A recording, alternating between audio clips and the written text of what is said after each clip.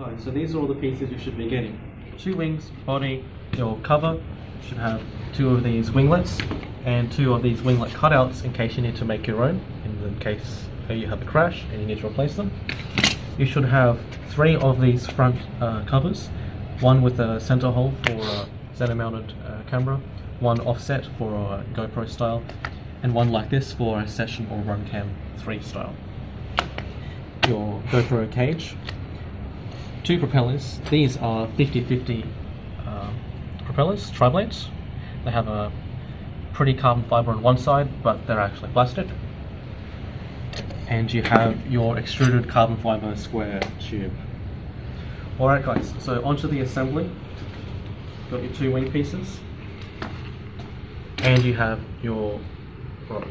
You want to make sure that this lines up and very carefully push it through here. You might need a bit of persuasion to fit through.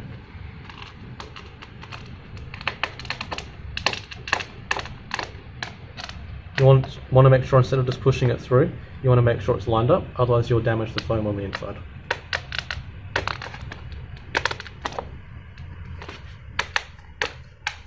Get it about even. So you want to make sure that this servo cable has come out of its housing. From the factory it comes tucked in here. Alright, so now we're going to mount this wing piece to the center part. So you notice we have the cable coming out here. You want that cable to feed through just here. It's got this nice cutout here which allows you to put the cable. It might even be easier to push the boom through first and worry about the cable later. Again, make sure you're careful so you don't get it on incorrectly and damage the foam or the tube. Now that we have a bit of length we can work through, push this cable. So we've pushed this cable through a little bit. You can see it's coming out the other side. Pull that through and continue pushing the wing on. So you'll see here there's a lip on this side and a matching lip here. Push this through, you might need to give it a bit of a wiggle.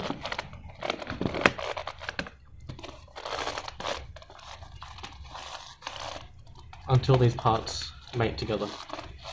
If they don't mate all the way, it's not too big of a deal, but try not to have too big of a gap. This little bag here should come with these thumb screws. You're going to need those to secure this wing in here. You'll be using the middle hole here. Just pushing this through gently.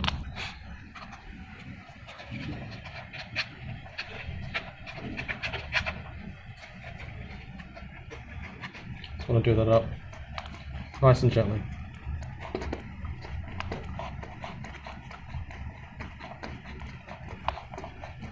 This doesn't need to be done up super duper tight because most of the force should be going through this boom here. But if you do feel like you need to do it up tighter, you can give the frame a bit of a wiggle and you should be able to get a bit more thread to bite into like that.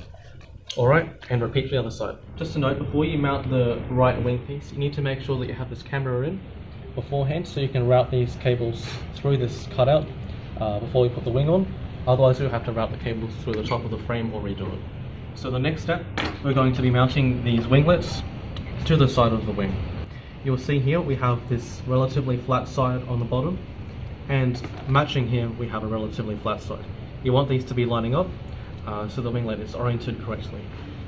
In the correct position, there will be more winglet on top of the wing than there is below the wing.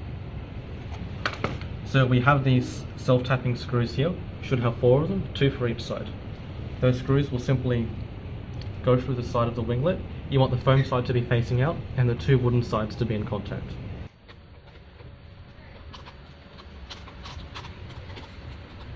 Nice and tight, and repeat for the second one, and just make sure that these holes are lined up nicely.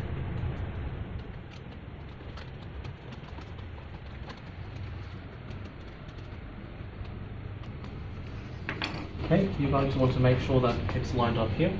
Normal to see a little bit of this wood poking through, but you don't want it to be too loose, and again, you don't want to make it too tight or you'll damage the threads.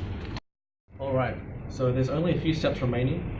You just need to secure your ESC with some double-sided tape, and you also want to make sure that these wires here, it's a bit tidier to route these underneath the tube than above.